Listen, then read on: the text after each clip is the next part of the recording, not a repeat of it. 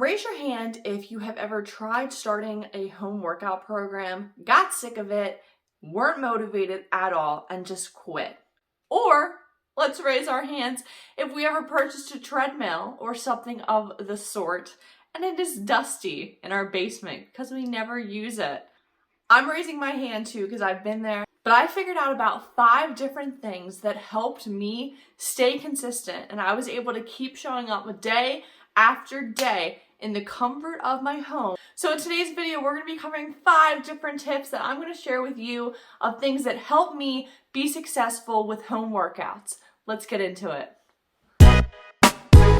So let's start by setting the stage for you. So the year was 2019. I had just gone on a trip with my boyfriend at the time. I was looking at some pictures of myself. I had gained quite a bit of weight after graduating college.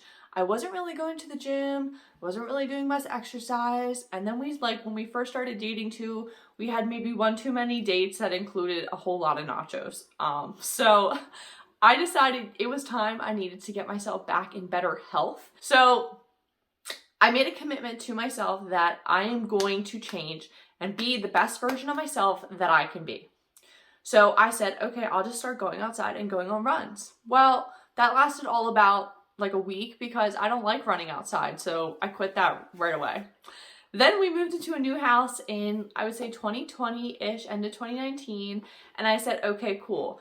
I'm going to start, working out every day in the house because I'm not ready yet to go back to the gym. All I had was maybe a dumbbell, a kettlebell, and some resistance bands. But with those few items, I managed to show up every single day, and I did so for like the entire year consistently.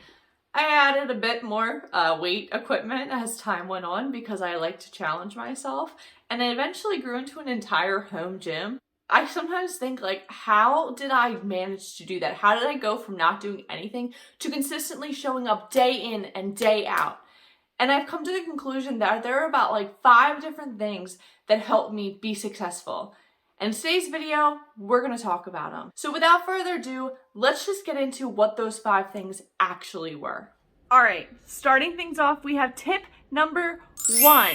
I think it's helpful if you start off by having a designated space that you plan to work out in every day.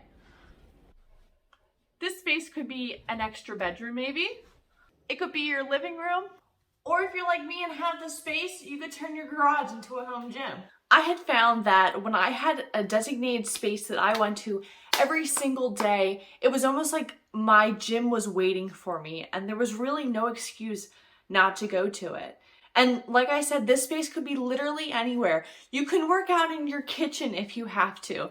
The key is just to designate what that spot's going to be for you in your home, and it can even be your backyard. You just need to pick a spot that's going to work for you. Moving on to tip number 2. Just as important as having a designated space is to picking a designated time that you're going to work out every day.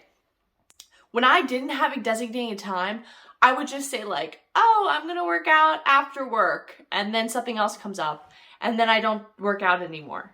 But when I said to myself, I'm going to work out every day at 7 p.m. on the dot, I would find myself sitting on the couch at 6:50, and I'd be like, okay, well, in 10 minutes I have to go work out. And lo and behold, I was walking down the stairs into my basement at 7 p.m. to get in that 1-hour workout. So the key is just carving out time, no different than if you were to have a meeting at work. Say your meeting's at 11 a.m. You know that at 11 a.m. during that day, you're going to be in that meeting. So think of it like that. If you have it carved out in your day that at 6 p.m. or 6 a.m. you're going to get that workout in, it's in your schedule and you're going to do it. Tip number 3. Finding something that you actually enjoy to do. If you don't like what you're doing, then you're probably not going to stick with it. There are so many options on how to get in a workout. Here are just a few. You could try YouTube dance workouts. They're some of my personal favorites. And can I just say yard sales are a great place to find exercise equipment for very cheap. Like me, lifting might be your go-to. You can find dumbbells, again, yard sales. You could use cans of soup, cans of tomato sauce.